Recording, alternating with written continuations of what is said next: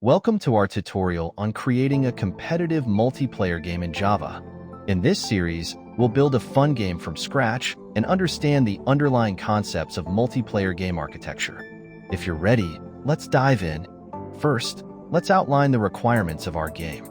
We will create a simple capture the flag style game where players can join, compete to collect flags, and score points. We need to establish the following components: server-side logic to handle game state, client-side code for player interactions, and a networking solution to synchronize data among players. Let's start by setting up our project structure. In the src/client directory, we will write the client-side code that will run on each player's machine. This will be responsible for rendering the game, handling user input, and sending/receiving data from the server. In the src/server directory, we will write the server-side code that manages game state and enforces rules. This will also handle player connections and synchronize their actions. To set this up, we will use a simple Java networking library. Ensure you have the latest version of Java installed. Let's initiate our Java project and include the necessary imports for both client and server. // and src/server/gameserver Java. Package server. Import java.io. * import java.net. * public class game server.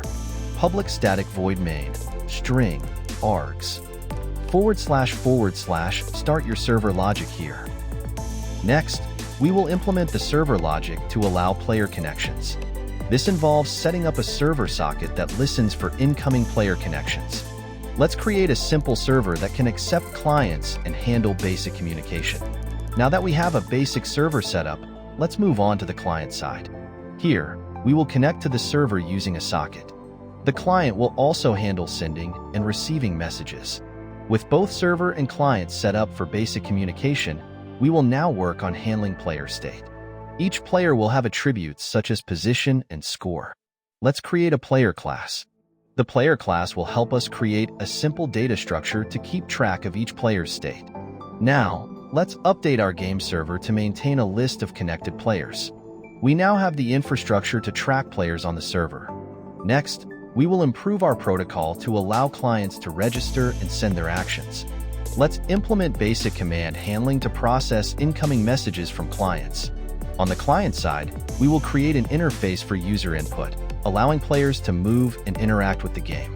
Let's use a simple console interface for this tutorial. Now that our clients can send commands to the server, let's establish how players can move around the game field. We'll need to implement move commands efficiently. Next, we need to handle the flag mechanics of the game. Define a flag class representing the flags players need to capture. This will have position attributes and may include logic to reset its position after being captured. Now that we've implemented a flag class, let's modify the server to include flag management. We will create a list of flags and update the handle client method to handle capturing logic. We are almost there. Let's implement a simple game loop mechanism to manage the game state so that we can continuously check for player actions and update the game state. Now, to visualize and present our game, we'll need graphical representation. We can use libraries like JavaFX or Swing, but for simplicity, let's focus on Swing for rendering the game window. Add this frame to our game client and update the paint method to render players and flags. We now need to synchronize the client's rendering with the server's game state. This can be done by sending the state of players and flags to the clients at regular intervals. On the client side, we need to add the logic that will listen for these state updates and render accordingly. Finally, let's add some winning conditions. We can define a certain point threshold for victory and notify all clients when a player wins. That's it. We've built a foundational competitive multiplayer game in Java. You now have essential skills to expand this into a more complex game with additional features like power-ups, improved graphics, and better client-server communication. Thank you for watching this tutorial. If you like what you saw, make sure to like and subscribe. Comment below with any questions or suggestions for future tutorials. Keep coding and see you in the next video.